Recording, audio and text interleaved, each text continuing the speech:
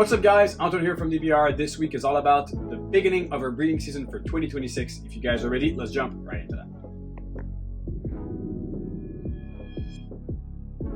Absolutely crazy to think that we are already into breeding the females for 2026 season.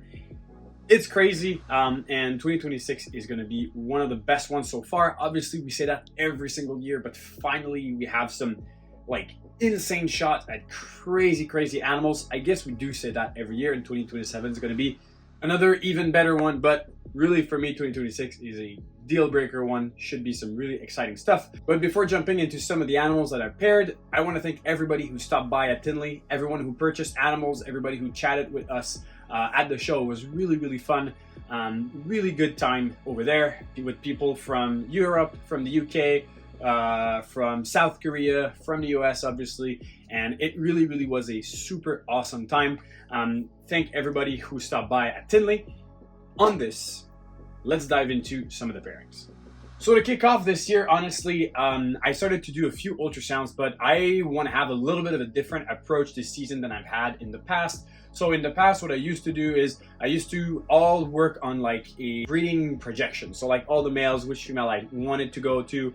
And over the last 2 years, I started to realize more and more that as the collection was getting bigger and bigger, it was a little bit difficult to follow that list, as sometimes one male would have 6 females ready to breed at the same time and one male would have absolutely 0. So I kind of had more of a moving list last season, but this year I tried to do a completely different approach, and I'm stimulating just females a little bit randomly at this moment. Females that are eating either very well and may be prone to building, or the complete opposites, females that are very picky on food. I'm going to try to stimulate them early on so maybe they can pick up on that feeding and get back to breeding. I'm also using a lot of fluff males, and what fluff males mean is basically a term that Chase at Kinova explained to me, and they are using over there at Kinova males in very similar project with the females. So basically, let's say I have a confusion puzzle that I want to use with some of the females. I'm going to use the fluffer male as a pastel OD puzzle to stimulate the female very early on in the season. And as soon as I see some follicle development, I'm going to introduce the real male that I want. And what that allows us to do is technically to use the best males on more females, and to have the best male have a little bit less copulations with the vast majority of females. We'll see at the end of the year how much split clutch or fluffer male that steals the clutch we're going to end up with. I'm going to definitely share those results probably, in a year after right now. But some of the very best females, I won't be using a fluffer male, and the reason for that is I really want to make sure that that's the male, that the main male is the main one that I'm getting, and I don't have necessarily enough depth in all my project to use a good enough fluffer male. So for some project, yes, but some others I don't. But okay, enough talking, let's check those pairings. So these two are 2024 females, but they are by far my best eaters from 2024. They are about 16-17 months old, and they are really absolute beasts. So the first one is a fire black pastel yellow belly desert ghost clown, double het hypo and pied, and the second one is basically the same thing but without black pastel. So she's a she's a fire yellow belly DG clown double het hypo pied. Two different males, two different projects. The first one here, this male right there, the very bright one, is a male from Kinova. He's still young, but he has a good shape, and obviously he's not locked with this female, but it's really a pairing for getting him to start trying to figure it out, so giving a bit of time to this little guy. He's a chocolate special redhead hypo clown. So technically everything with this clutch would be clown, head DG, and 1 out of 2 would be visual for hypo. So it'd be super awesome to have like 5 or 6 incomplete dominant hypo clown 100% head for DG if he figures it out, and if the female decides to go later on this season. Then the other one is a male that I started using last year. Unfortunately, didn't have any clutches from him, but he is a pastel chocolate desert ghost, triple het for hypo, clown, and VPI exantic. So technically in this clutch, every single baby would be desert ghost, half of the baby would be desert ghost clown, 1/4 of the baby would be hypodesogos technically, and they would all be posset, exanthic, and pied, which I would be testing for.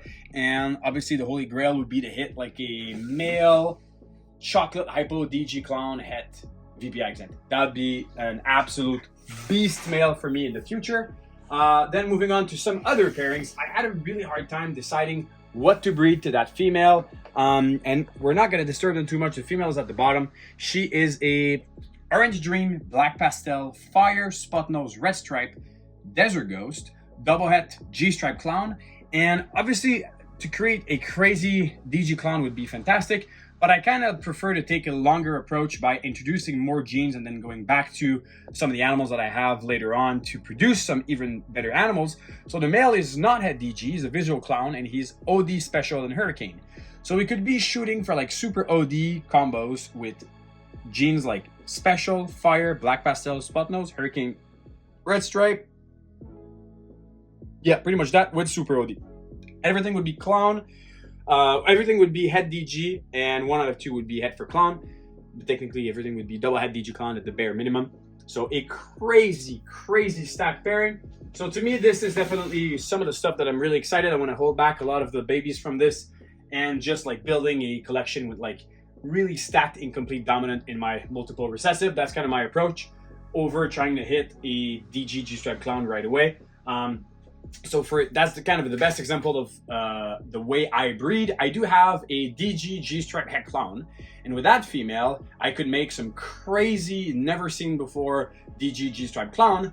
But I much rather prefer to take a longer approach and introducing genes that I really want to see in this project over trying to produce the visual right away. So that's kind of my approach, and that's how I've built most of my collection. And then this one, obviously the female is still a little small. She's like 1,300 grams. She's in definitely good shape, but also slightly in shed as well. So she's the OD Monsoon, and I have all the way in the corner over there the little male that I tried to breed with her. This male is a OD Fire Clown, Double Het Monsoon Desert Ghost. So we'd be shooting for like super OD Fire Monsoon, 100% het clown, posset DG. So obviously this might be one of my favorite pairing for the 2026 season. If the female goes, if not, there's no rush. I'm just gonna wait, keep on feeding her. She's really good on feeding right now, so we'll see how that goes. And yeah, so that's technically like some of the pairings I had in the small room of holdbacks. Now let's move into the main room. Here's a pair that finally lucked. So everything in the holdback room didn't luck, but I kind of expected it because you know, it's mostly younger females and younger males. This one is one that has lucked, and the male is bigger than the female. I don't know if they're still locked up. Yeah, it looks like they are.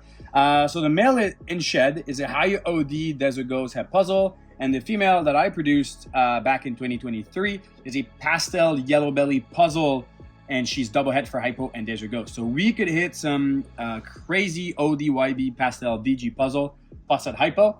I haven't had much shots at DG puzzle in the past. I've had one clutch I missed.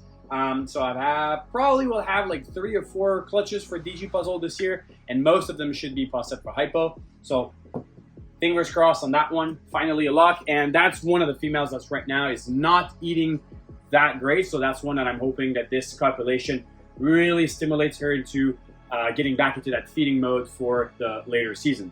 Now, if we continue over some of the other clutches, another young male. And I'm just trying to do some cool clowns with this. He's not locked up whatsoever. The female is a Spot Nose Special Het Clown.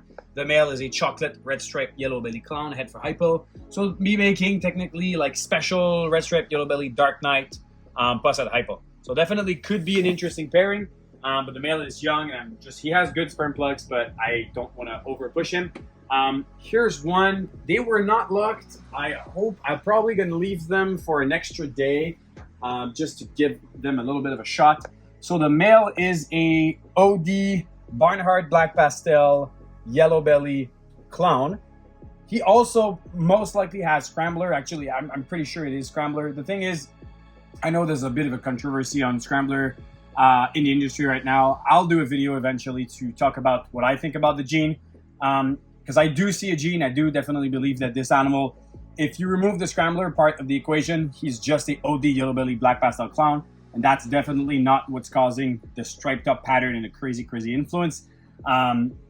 But yeah, so we'll get back into this at some point. So that male to a Cypress Special Het Clown female. So we could be making, obviously, like the Cypress Special Yellow Belly Clown is a crazy platform. So introducing OD, Black Pastel, and I guess Scrambler in the mix. So it could be very, very cool to have that interaction. And then I have two more happening right now. I didn't go too crazy right now on the pairings. Very simple pairing, but just for good stuff.